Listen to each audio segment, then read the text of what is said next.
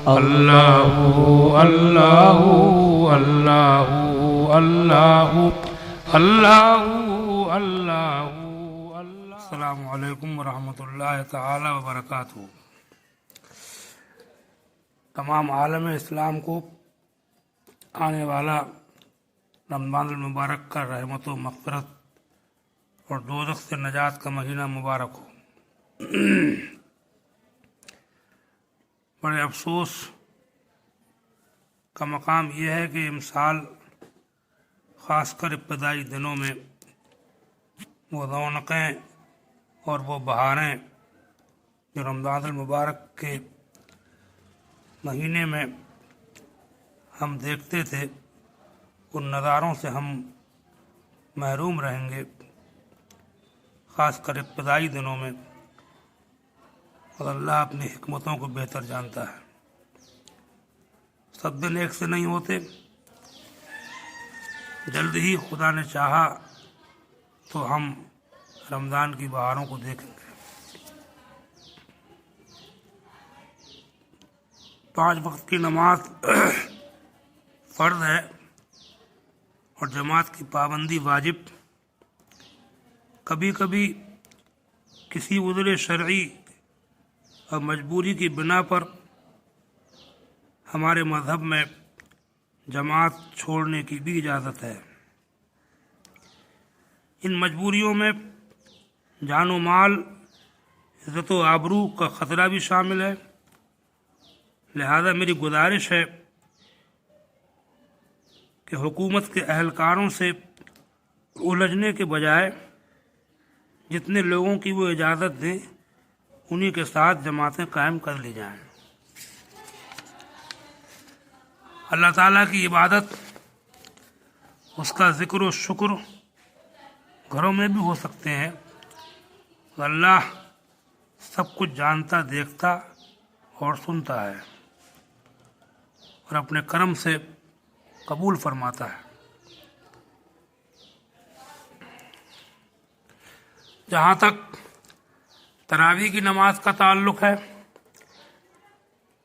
تو اپنے اسلام میں تراویح کی نماز نہ فرض ہے نہ واجب، البتہ سنت ضرور ہے، اور اس کی جماعت سنت کفایہ، جس کا مطلب یہ ہوتا ہے کہ اگر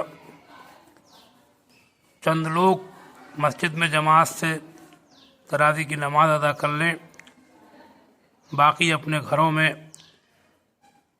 نماز ادا کریں تو کسی پر کوئی عتاب نہیں اور کسی پر کوئی شرعی جرم نہیں۔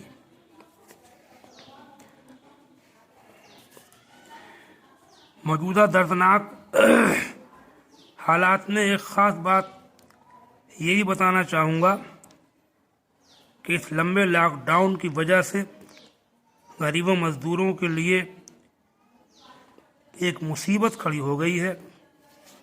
بعض جگہ بھکمری کی نوبت آ گئی ہے یا آنے والی ہے۔ خوشحال لوگ ان پر ترس کھائیں، کہیں ایسا نہ ہو کہ آپ اور آپ کے بچے شکمسیر ہو کر کھاتے ہوں اور پڑوس میں چولہے نہ جلیں۔ اگر ایسا ہوا تو مزید عذاب الہی کا انتظار کرو۔ تم دیکھ رہے ہو کہ دولتیں خدا کے قہر سے بچا نہیں پاتی۔ خاص کر ایسے لوگ جو شرمندگی کی وجہ سے اپنے گھر کی بدحالی اور تنگ دستی کا ذکر بھی نہیں کر سکتے، انہیں ڈھونڈو، از خود ان کے گھروں پر راشن پانی پہنچاؤ، یہ خالص جنت کا راستہ ہے۔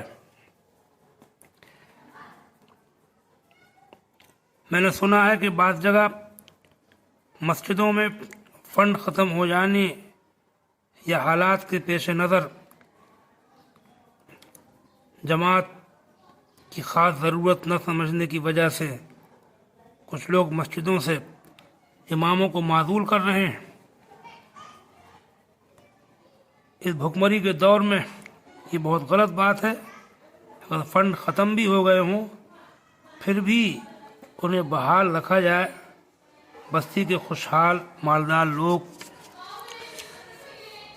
تنخواہ کے طور پر نہ صحیح ایسے ہی ان کے شریک حال رہیں، ان کی مدد کریں، اور مدد تو عشر و زکوٰۃ اور فطرے کی رقم سے بھی کی جا سکتی ہے، اور مستحق اگر نمازی، دیندار اور صاحب علم ہو تو اس کو زکوٰۃ دینا، عشر دینا، صدقہ فطر دینا سب سے افضل اور مقدم ہے۔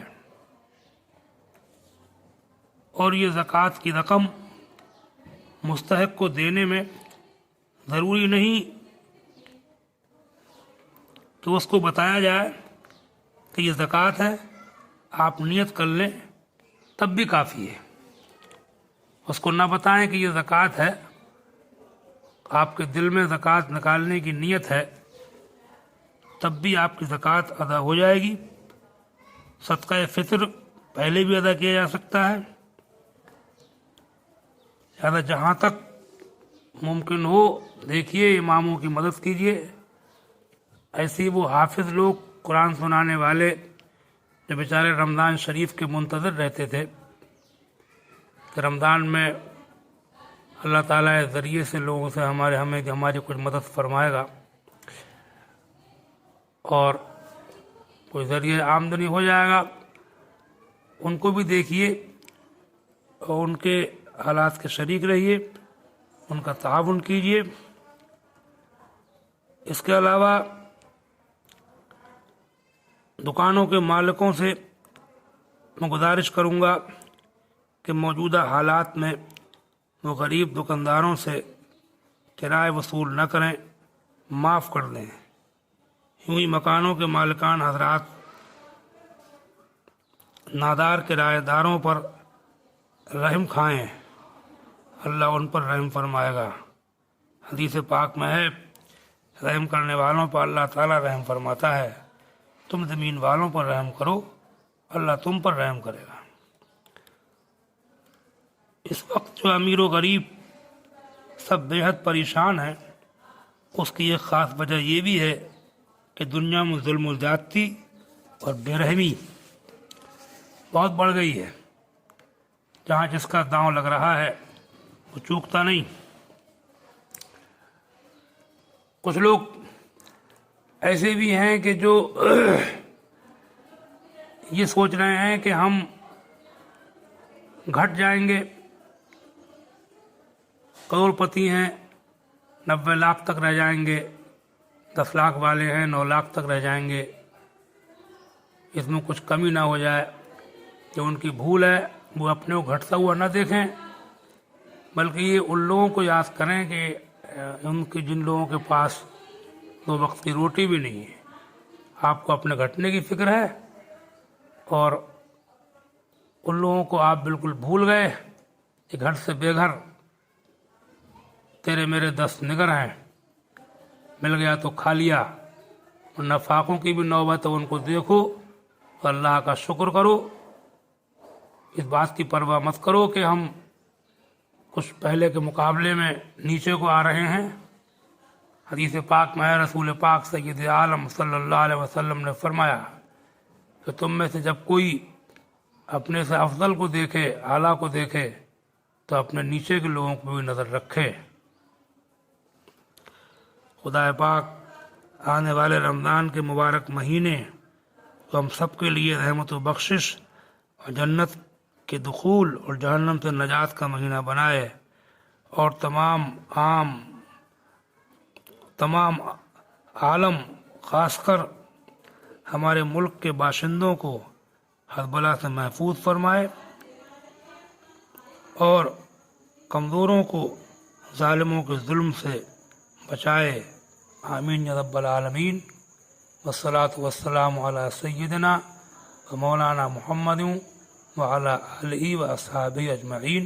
السلام علیکم ورحمۃ اللہ تعالی وبرکاتہ۔